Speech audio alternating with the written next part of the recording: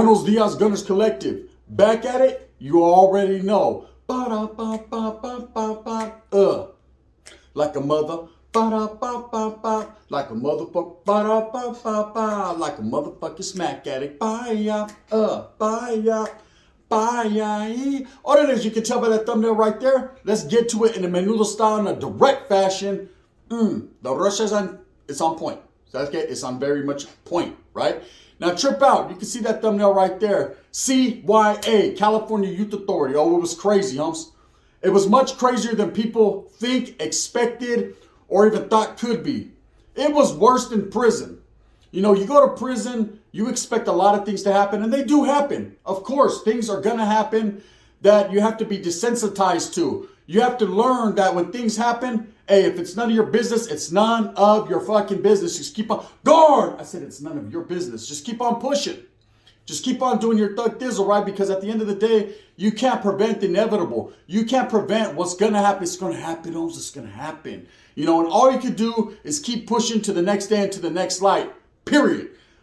C.Y.A was a different type of bestia, a different type of animal, a beast.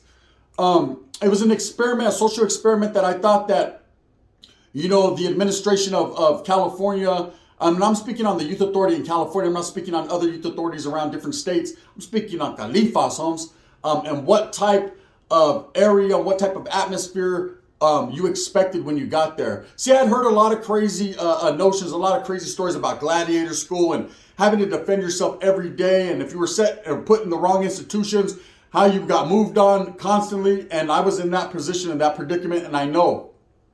But there's two C.Y.As that stood out amongst the rest. Two that people feared going to. You knew that if you went to these two places, these were the end of the road. These were the Pelican Bay and high deserts of the youth authority. These were the ones that nobody, and I mean nobody, really wanted to go to. I guess some did. I can't call it like an alcoholic. Some of they're a little bit crazier than others. But if you got to these two places, you knew you were in no man's land. That's saying it was over, right? And one of them was YTS. YTS was located right there next to Chino Prison. And let me tell you something about YTS. YTS was conducted like a prison. These vaulters that went there were 18 and over, and they conducted themselves in a whole different type of fashion. There was no more kiddie games. There was no more Y games to be played. There was no more dropping levas and poop butts and putos and esperanzas. There was no more any of that. You had to conduct yourself with a whole lot of respect and professionalism and carry yourself to the utmost, because this was truly a murder school. This was a school that if you went to, and they call them schools, I don't know why they call them school. We didn't learn shit. All we learned how to do was make battery packs and fierros. But if you went to this place, you knew that it was going to go down. Now, it was a Southern California-based institution, meaning that most of the people there were from down south. They did at one point in time send norteños there, but norteños were placed straight on the rock, right? The rock was the equivalent to administrative segregation or the oil. And the reason they did this is the placas weren't dumb. They knew what time it was, man. If they would have put norteños out there on the yarda, they would have been slaughtered, man. These are facts. These are all, everything that I say are facts, you know. I don't sugarcoat nothing or add preservatives. I'm not going to sit there and say, oh, if norteños would have got there, they would have planted their flag and rocked. They were in a position where it would have never happened. These guys were the worst of the worst, meaning not bad, right? They might have been cool as hell, right? But they took every individual that was a writer, every individual that was putting in major work throughout the state of California, and they placed them right here in YTS. And let me tell you something. Pobres, see, vatos were having their heads up their asses faster than rabbits got fucked. It was going down over there. Guard, you remember? You weren't there, or they'd have got you. It was really going down. I've had several individuals that I've known that went there, that pulled up, whether they're from the south or the north, and they all said the same story. They all sang the same love song, that it was a place where you had to carry yourself very righteously. There was a lot of inner fighting between gangs, and a lot of the street gangs and different enemigas that went there, enemigos, however you say it, that went there, man, they handled their business, and there was a lot of butchering that happened there. People were not scared to pick up a piece. They were not scared to pick up a pedazo and handle their business. You got to understand they had an older mentality now. Most of these guys that were there in that place knew it was the end of the road, like a Boyz II Men song, and they obviously and eventually were going to end up in prison. Now, a lot of their program was being dictated right there from Chino Prison, so they had rules, regulations, reglas, all that. Whereas in Nellis, Preston, OH Clothes, even DeWitt Nelson, man, it wasn't like that. It was more so kitty land, Holmes, and we did what we done. There was a lot of fighting. Yes, there was some pico de gallos. There was some stabbings, battery packings. Those were the normality of the situation you were in. But at the same time, vatos were going to catch bodies in YTS, so people were spooked to go there. They did send norteños there in the 90s. When they sent the norteños there, like I said, they were placed straight on the rock, and they were never to have hit the main line there. So if you ever meet a norteño that says, hey, I was on the main line on YTS, he's lying to you. And it doesn't mean, like I said, that they were punks, or at that time, we couldn't hold our own. We would go out there to the yacht if they placed us there, but administration knew better. Now, on the other side of the coin, there was the Mad Chad, the White Elephant, whatever you wanted to call it. We had a whole bunch of different names. Chad was your equivalent to High Desert. Chad was so off the hook that for several years, they had everybody on lockdown. Okay, I remember that. Used to come out in Chad with a leather waistband with handcuffs on the side, and they'd bring out one Bulldog, one Southsider, one Norteño, one Crip, one Blood, one Wood. Brother, the Woods were there too. And they'd set them in the day room and walk away and let them kickbox. There was a lot of jab flapping and kickboxing going on. Vatos were wearing their Bob Barkers out on each other's foreheads. That's just the game. Then they'd lock these guys back up, come, mace them, split them up, and bring out the next cells. That was on a continual basis. That was daily. Chad was a monster. Chad was a place up north, located in Northern California, right there in Stockton, that nobody, and I mean nobody, really wanted to go to. Now, I had a lot of homeboys that did time in Chad. I was actually striving to go to Chad at one point. Wanted to hit Chad because I had a lot of good camaradas, a lot of good homeboys from my barrio that were placed in Chad. So I was like, man, it's like a big old family reunion. I'm going to go over there and kick it. But what was in the back of my mind was, damn, Holmes, I'm going to end up catching an upward departure. An upward departure at that time was basically a new charge where they would add more time on top of the time you already had, and it ran consecutively, meaning you're going to do it after you do that. Period. Now, when Chad first opened in the 90s, I remember they were shipping a lot of Southerners there. They were shipping a lot of Northerners there, and they tried to keep it as even as possible. Now, it being a Northern California facility, the Northerners were always the deepest there, but they tended to send a lot, just like YTS, of not the riffraff, I won't say riffraff, of a lot of the riders, a lot of the soldados, vatos that were putting in work, whether it was in Preston. DeWitt Nelson was, we'll speak on DeWitt Nelson here in a minute, the wind's blowing, right? DeWitt was different. You were programming on DeWitt, right? But Nellis, Paso, Preston, even TS, some of the vatos got transferred from TS that got involved in melees or involved in incidents there with the Africano brothers. They would ship them up north to Chad. Now imagine being from down south, Southern California, Los, San Diego, San Bernardino, that area, the Valle, shout out to the Valle, the 818, and then you end up getting placed in a Northern California facility where it's on like Dinky and Donkey Kong, where it is definitely on. Vatos were getting fucked up, eh? People were getting thrown off the tiers. There were several stabbings. There was a lot of melees when they got an opportunity to do that. It was kind of like Tracy Prison, always on lockdown, but every once in a while they would lift the lockdown and let them program for a minute or two, and vatos were booking each other. Now, there were several things that happened at Chad as well as YTS that we're going to speak on, several incidences that changed the course of the youth authority, that changed the course of what's going on. Now, Chad currently is still open for another 2 months. Yeah, I'll hold. It's supposed to permanently close in July. It is the last of the Mohicans. It is the last of the, getting it down, getting it on, right? I know a lot of individuals that have been to Chad quite recently. Some of my homeboys, younger brothers, and they still say Chad is rocking. Well, of course it's rocking because that's the only place open where everybody goes. But at the same time, it wasn't rocking or isn't rocking like it was rocking. You got to understand, when a place is first open, there's called establishments. Everyone's trying to establish their piece of the land. Everyone's trying to plant their flag and establish their piece of the yarda, their tables, their latrine area, meaning toilets, their handball courts. Everybody wants a piece of the pie. Now, Chad, just like YTS, was 18 and over. So you had vatos with an older mentality that were tired of playing the Y.A games, already knew what the Y.A games entailed. And we're going to get to Y.A games right now. I'm going to tell you exactly what Y.A games were. I remember for a long time, man, being locked up, incarcerated in the youth authority. There were certain things you could and couldn't eat. Certain people you could eat after, you couldn't eat after. I remember one time I was in Carl Holton, and there was a microwave in the day room. And everybody used this microwave. Everyone could use it. If you put your bowl on top of the microwave, that meant you were next in line. Then people would put their bowl behind. Now, most vatos that weren't babosos, that weren't idiots, would inscribe their name on their bowl or put a huelga bird, or the sureños would put theirs on, whatever symbolizations they were rocking with. So everybody knew whose bowl was who. You didn't touch other people's food. You didn't touch other people's bowls. You didn't disrespect anyone because it would go down like that. But on this particular day, the white guys had a brand new bowl that was actually blank. It was empty. They had just got it off the, they scored, right? And the norteños also did as well. So I remember the white guy went and he reached over to grab the bowl, not knowing and unsuspecting that it was a norteño's bowl, and threw it in. Now, of course, when he threw the bowl in, the norteño from Stockton came up to him and was like, hey, Holmes, hey, I think you got the wrong bowl. It was at this particular time when they were already eating their spread. It was like cucarachas in a fucking fat girl's house. I seen them go everywhere when the lights turned on, right? These vatos, when they really realized that they were eating after norteños, which they were not accustomed to or able to do due to their reglas, their rules and regulations, these vatos took off running. I mean, running to the bathroom.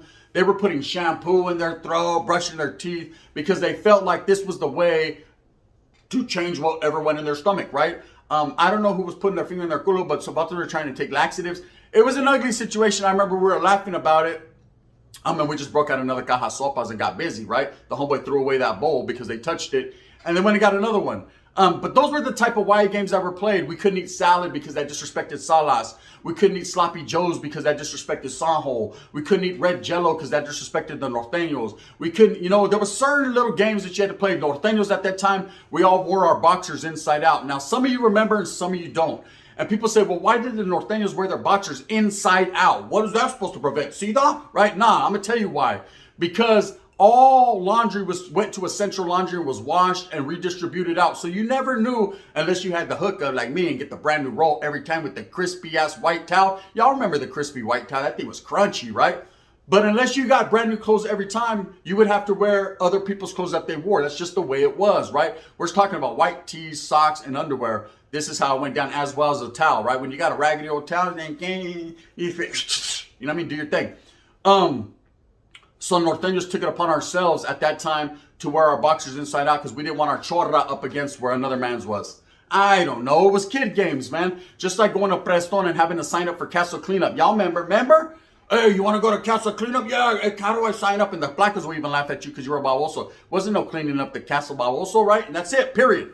There was a lot of games that were played, and a lot of people found their lives in a bad way because of these games. I seen a lot of people drop leva. I seen a lot of people hurt behind some of these things, behind talking to people you shouldn't have, behind kicking back with their enemiga whenever their homeboys would come. All of a sudden things changed and they were deemed leva. And it got to a certain point where vatos were bullies, man, and they were looking for any type of situation to drop people. It just was a cool thing. I'm going to do a video about the word leva, what it meant, and YA pretty soon coming up. Bang, bang. But let's get back to YTS and Chad, Mad Chad. These were two places that nobody wanted to go because these were actually breeding and training grounds for prison. I can almost guarantee 99% of the individuals that went to TS or went to Chad did ultimately end up in prison. Here's a cold statistic, and this is a cold game and a cold part of the youth authority in California. When you looked around, almost every homeboy was going to be either dead or in prison within the next 6 months of their release. That's just how it went down. You got out with your feet down running, homes. You did the faster like The Rock. You just got to running and gunning. I remember getting out with my Mongolian thinking I was the shit, a white tee, some shined up boots and some 501s, and I was ready to get with it. Everybody thought because they had that YA mentality, YA babies. That's where the term started. It was in the late 90s, early 2000s. That's when you started hearing the word YA babies spring up. Now, YA babies did have an advantage when you went to prison. 2 advantages. 1, you were ready for whatever. You had already seen melees and riots and all kinds of different bullshit rules and regulations. So these vatos always wanted to put in work because you were used to it. It was a daily thing. It was a daily occurrence to put in work, to handle your business, to take flight on sight, to get off where you were mad at. If you see the enemy on the other side, just rush them, get off, jump fences, do whatever you had to do to get to them. These were commonplace. These were normal, right? Where other veteranos and straight convicts, they were more on the lax, kick back. Hey, Holmes, we're going to get them, but then let the wind blow a little bit. I'm going to go get my package, and then I'm going to put my package away, then I'm going to come out and I'm going to stab them to death, right? Now, YA babies wanted to get off right then and there, right? The other advantage of being a YA baby is that you already accustomed to being incarcerated and placed in oils all the time. You already knew how to do whole time because anybody who was anybody in the youth authority did an extensive amount of time in administrative segregation, whether you call it the box, the caja, the hole, the oil, the rock. the chamber, whatever you called it, whatever little nickname they gave that institution, you were already used to doing it if you were about your shit. Anybody who was about putting in their work and standing for their cause and representing did oil time. Now, individuals that like to come on YouTube and talk about Y.A. and talk about, oh, they sent me from here to here straight up. Come on, I call bullshit, I call cagada, I call bull balls, I call everything. You're lying, Holmes. What's your Y number? That's it. You know what I mean? And don't say a letter before unless it's an M number. Now, trip out, that's just the way it is. I remember a lot of my homeboys catching M numbers and actually going to Tracy and doing a 90-day op, coming back, or going straight to prison because they were sticking somebody or handling their business. I was that close to an M number. Gracias, I didn't get one. I ended up catching my prison number about a year later. But anyways, so Chad had several incidences that took place, several riots and melees that set the course and the foundation for how that place was going to be. When it first opened, like I said, they sent a lot of vatos from down south, a lot of norteños, and a lot of perro chatos, bulldogs from Fresno. And at this time, everybody was not intermingling or mixing. It was on like Donkey Kong, and vatos were getting their barrel on. Now, down south, YTS was predominantly an Africano and Southern institution. But what happened on April 9, 1996 would change the course of the Youth Authority for all times, right? Inisi Baker was a youth counselor who had been there or been within, the C.Y.A. realm for over 15 years. She had been a youth counselor at Herman J. Stark. That's another name for YTS for a minute. And somewhere along the line, she got into some conflict with an inmate there, to which she was battery packed to death. Battery packs is when you take batteries, you put them in a sock, you tie them up, and you get with it. Now, in our days in Nellis, we stopped using batteries, we stopped using Hobble and soap, we started using brick. You know what I mean? Sasuke, we were trying to brick you to death. But this individual did use batteries, to which he would kill her and was able to put her body in the garbage. And she was found days later in the landfills. She was found at the dump. Very unfortunate that this happened, but there was a lot of youth counselors that did actually go out of their way to help you or hurt you. Some were just there to do their job. They wouldn't treat you no other way. But a lot of these youth counselors, we didn't have parents at that time other than our parents on the guys. These were our role models. These were the people that were supposed to help us, and we're supposed to look forward to them. Now, there was two different types of cops when you were incarcerated in Hawaii. There was GSs, which were regular cops. They dressed with uniforms, and they didn't really pay no never mind. They were there just to lock you up, mace you, and what it was. And then there was youth counselors, YCs. Now, they were there more, you would be on their case, so they were your counselors. They were there to guide you, help you through your program, because you had schooling programs, drug programs, anger management programs, whatever fucking programs you had. Sasuke, the only program that mattered to me was Norte anyways. But I was going to these because I was trying to get up out of there so I can get to function on the calles. Now, this lady was a youth counselor, and ultimately she had her life took. Now, whether she got into some type of conflict, you never know. You never know. I remember being in Carl Holton, and there was a counselor there. And I remember she was no good, man. She worked on Tejon. I was on Mono at the time. These are different halls, different compas. And I remember my first interaction with her was just despicable. She was all wanga and tore back. And I remember seeing her and thinking to myself, man, this lady right here is going to have an impact in my life. I didn't know why or how, but I just knew, right? She was either going to fuck me over or I was going to bone her. One of the two. Well, let's just say B. Almost happened, right? She ended up becoming one of the better youth counselors and ended up damn near falling in love with me. It was a trip. And I almost did bone her. But I didn't. I should have. Anyways, you just never know how it plays out and where your life takes you and the road it takes you. But one thing I know for sure was nobody wanted to go to YTS and Chad. That one incident sparked a change. That one incident, because it was a youth counselor being hit, changed the course of YA. They started to shut facilities down. Preston is gone. Owacha, which is OH closed, is gone. DeWitt is out of here. Now, DeWitt was a programming facility that if you ended up going to DeWitt, it was 18 and over. Shit, you had it going on. The vatos that are right there in the thumbnail, they were all at DeWitt. Some heavy hitters. A lot of the vatos are veteranos now. They grew up. I don't want to speak too much on their names. There's a couple of the homeboys right there that I actually did tiempo with. They were real ones, as real as they got. And a lot of those guys, even one of them was established a well-known hood in Sanjo nowadays. And I remember there was vatos that were just, they were about it, man. They were about that criminal activity and about that program. But at the same time, they grew up and everyone led different lives. Now, like I said, DeWitt Nelson was a programming facility. Wasn't really too much going on there. Vatos used to work, get their taquiara, and that was it. Places like Chad, you didn't have no action, homes. You were on lockdown all the time. And, you know, when you left from Chad and you went anywhere else, everybody knew. When you left from TS and you went anywhere else, those were kind of like the end of the road anyways. That's where you ended up. But if you were able to fight and claw your way back to a different facility, people didn't fuck with you because they already knew right there you were coming with some bad and cruel intentions. And that's just how Y.A was in a nutshell, man. It was a lot of kids playing a lot of kid games. And then when you got to certain places, there was a lot of real ones doing real things. Now, I myself never got to go to YTS. I went to Nellis. That's as far south as I went. But even going to Nellis at them times in the early 90s, man, it was a wreck waiting to happen. You know, Norteños were placed there for one thing and one thing only, and that was to be eradicated from the system. You know, they felt that if for no other reason, the ones that were doing too much up north, that were riding and handling our business, they were going to send us down south to be smacked on, right? It happened to some, it didn't happen to all. I'll say that for facts, right? Didn't mean the South didn't handle their business. They tried us. It definitely tried over and over and over again, but it was for naught because they kept placing us from the oil back. And that's just how that was. Now, as far as Chad, you know, I feel for those individuals that went to Chad. I got a lot of homeboys that did time in Chad, and they all have horror stories. Even homeboys in TS have horror stories. They were playing for keeps, homes. You know, a lot of people speak on why it was just a bunch of kids doing kiddie stuff. Shit, the knives were sharp, homeboy. I'm gonna tell you that right now. And Vatos did not ever hesitate to use them. Ask Anisi Baker, man. She definitely, well, you can't. You know, she's gone now, and that's unfortunate. You know, respects and condolences to this woman. I don't want to make light or fun of her death, but I know her death definitely changed the course of the youth authority. Nowadays, they're all shut down. Chad is the last one holding on by a string cheese, right? But it will be shut down in July. And I believe, honestly, these places do need to be shut down. There's so many horror stories, so many sangre that cries out. You just don't know until you're there, man. You just don't know. About those that went there in 2013, 14, 15, 16, I can't call it like an alcoholic. I don't know what you went through. All I know is I see Vatos doing yoga and eating yogurt, right? I know when we were there, wasn't no yoga, no yogurt. It was only fileros, homes, battery packs, and a whole lot of Vatos that were gang banging. You already know what it is. With that being said, Moose Moon with a purpose. Get everything that you want coming to you. If you want the glitch, if you want the knowledge you can't get in college, if you want the game on how it really was and why, well, guess what? I'm a Y baby certified. You know what I mean? You already know what it is. This is facts. These are facts. This is how it was. I did time with a lot of heavy hitters and got hit by a lot of heavy things. And that's just how it be like. But I understand. Guard! Shut up. I'm talking. The Woods, the Brothers, Norteños in the South Side, or something. Everybody was with that program.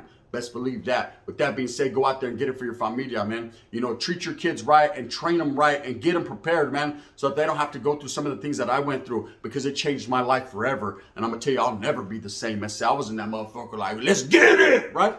When I should have been playing Nintendo. And then there's those that were playing Nintendo that are now on YouTube talking to shit like they was with it.